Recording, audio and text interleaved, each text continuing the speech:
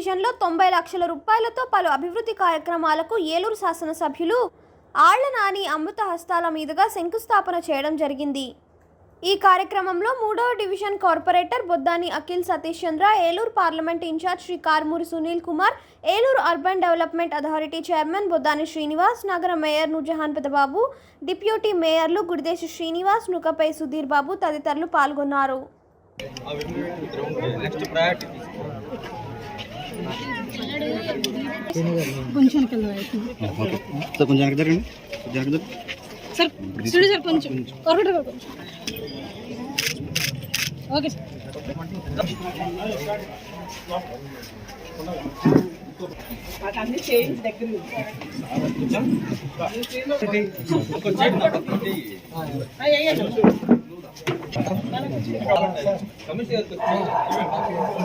వేరే